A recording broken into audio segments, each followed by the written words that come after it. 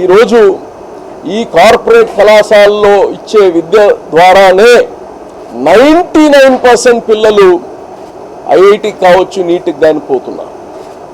డైరెక్ట్గా మన ఇళ్లల్లో చదువుకొని పోతే రావు. ఎందుకంటే కంప్లీట్ అకాడమిక్ పేపర్ కావచ్చు, దాంట్లో ఉండే ఎగ్జామినేషన్ మెథడ్ కావచ్చు, అన్నీ మారిపోతుంది.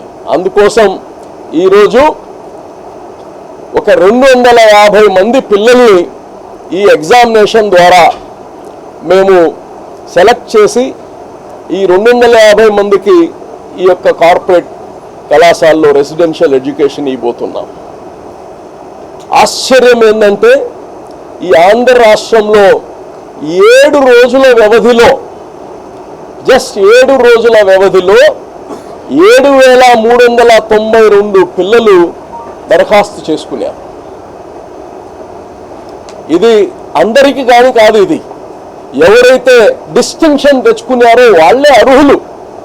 అంటే 100కి 75%, 75% మార్క్స్ తెచ్చుకున్న వాళ్ళే దీంట్లో అసలు అప్లికేషన్ వేయడానికి అర్హులు.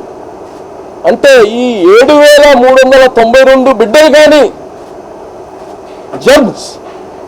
జెమ్స్ టాలెంటెడ్ పీపుల్ అయితే వీళ్ళల్లో ఎగ్జామ్ పెట్టి 250కే తీసుకోవాల్సి వస్తుంది. ఎందుకంటే ఇది ఒక పైలట్ ప్రాజెక్ట్. BiPC, MPC. బైపీసీకి వచ్చి దాదాపు 30% వచ్చారు. 29.3% బైపీసీకి అప్లై చేసుకున్నారు. 70.57% వచ్చి ఎంపీసీకి అప్లై చేసుకున్నారు. అదే నిష్పత్తిలో రేపు సీట్లు కానీ ఏదైతే మనం 250 సీట్లలో కానీ 30% బైపీసీకి ఇస్తాము, 70% ఎంపీసీకి ఇస్తాం. అందరికీ పెడుతున్నారా అంటే ఇది అందరికీ కాదండి. ఇది వచ్చి బీపీఎల్ స్టూడెంట్స్. బీపీఎల్ బిలో పావర్టీలో ఎవరుతున్నారో ఈరోజు అప్లికేషన్స్ అన్నీ చూస్తే auto driver, lorry driver, carpenter, mason, daily కూలీ, రైతు కూలీ, మెకానిక్, ఈ బిడ్డలందరూ తల్లిదండ్రులు. ఇప్పుడు నాకు ఇంకో భయం పుట్టింది. ఇప్పుడు ఇంత పొటెన్షియల్ పిల్లలు నేను వాళ్ళు తీసుకునే పోయేది 250 మంది బిడ్డలే. బ్యాలెన్స్ బిడ్డలు కానీ వాళ్ళు మొత్తం కానీ ఫుల్ ఆఫ్ పవర్, ఎనర్జీ, టాలెంట్తో ఉండే బిడ్డలు.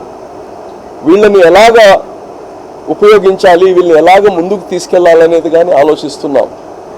ముఖ్యమంత్రి గారితో మాట్లాడి ఇటువంటి అనేక ప్రోగ్రామ్స్ చేసి ఈ పేద బిడ్డల యొక్క జీవితాలు మార్చాల్సిన బాధ్యత మనం అందరం కానీ తీసుకోవాల్సిన అవసరం ఉంది.